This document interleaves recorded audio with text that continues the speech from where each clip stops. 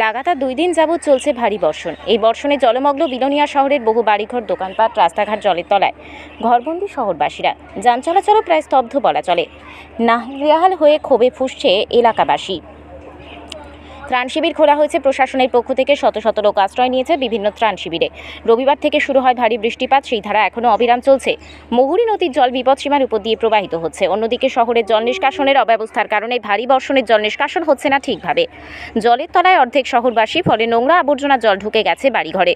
বিভিন্ন রাস্তা সহ শহরবাসীর বাড়িঘরে জলে থই থই করছে। এমনই চিত্র আজ সকাল 5টা নাগাদ দেখা গেল শহর জুড়ে।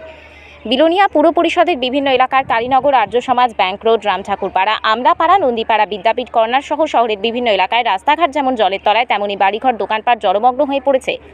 জলাভূমি ভরাট, জল নিষ্কাশনের অব্যবস্থা ও অবৈজ্ঞানিক ড্রেন নির্মাণ। অবৈজ্ঞানিকভাবে জাতীয় সড়ক নির্মাণ, পুর পরিষদের ড্রেনগুলি পরিষ্কার পরিচ্ছন্নতার অভাবকে দায়ী করার পাশাপাশি বিলোনিয়া পুর পরিষদের কর্তব্যের গাফিলতির ফলে আজ শহরবাসীর এই দুর্দশা। শহর এবং শহরতলির বহু মানুষ শরণার্থী হওয়ার আশঙ্কা। বিপর্যয় মোকাবিলা দপ্তর গত রাত থেকেই কাজ করে যাচ্ছেন। অবিরাম বৃষ্টিতে কাজের ব্যাঘাত ঘটছে। আজ সারাদিন বৃষ্টি হয়েছে, যার ফলে দুর্দশা আরও চরমে উঠবে বলে আশঙ্কা করা হচ্ছে এবং বহু মানুষকে আশ্রয় নিতে হবে ত্রাণ শিবিরে। অতিমাত্রায় বৃষ্টির ফলে জেলা বিপর্যয় মোকাবিলা দপ্তর জেলার সমস্ত স্কুল এবং অঙ্গনওয়াড়ি কেন্দ্রে ছুটি ঘোষণা করেছে। বিলোনিয়ার প্রবীণ নাগরিক হিসাবে আজকে যে বিলোনিয়া শহর জলমগ্ন, এই বিষয়ে আপনি কি বলবেন? এটার জন্য একমাত্র পৌরসভা দায়ী। পৌরসভা নিষ্কাশনের কোনো ব্যবস্থা না করে এই পরিস্থিতির সৃষ্টি করছে। কোনো ড্রেন সংস্কার নাই, কোনো রাস্তাঘাটের কোনো কিছুই নাই। আজকে এই জন্য একমাত্র পৌরসভা দায়ী, একমাত্র বিলোনিয়া পৌরসভা দায়ী।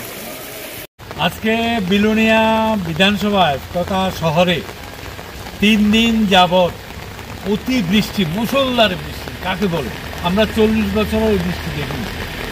তার কারণে বিলোনিয়া শহরের মূল ফটকে আমলাপাড়া, আশ্রমপাড়া, মাস্টারপাড়া, বর্ডারপাড়া, পশ্চিমপাড়া, নন্দীপাড়া, রামঠাকুরপাড়া হয়ে বিলোনিয়া শহরের বহু জায়গাতে, বহু বাড়িতে আজকে প্লাবিত।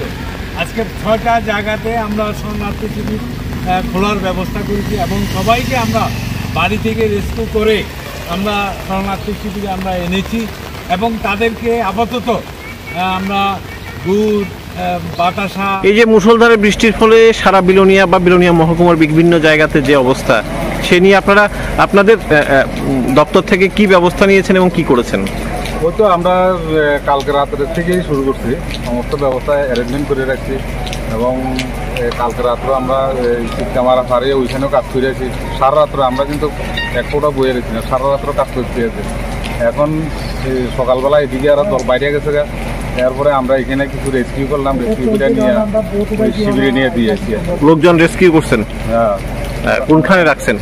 ওই নাইটিঙ্গেল বিভিন্ন স্থান দিকে আরো এদিকে তারা দিয়েছে, মানে বিভিন্ন জায়গাতে আছে। প্রায় কেমন পরিবার? মানে ওই তো আমরা মোটামুটি এখন পর্যন্ত প্রায় 30-35 জন মতো দিয়েছি। 30-35 জন নিয়েছেন। তো কি বুঝলেন, সব দিকে জলের অবস্থা কেমন? অবস্থা তো খুব সিচুয়েশন খুব খারাপ। এখন তো বৃষ্টি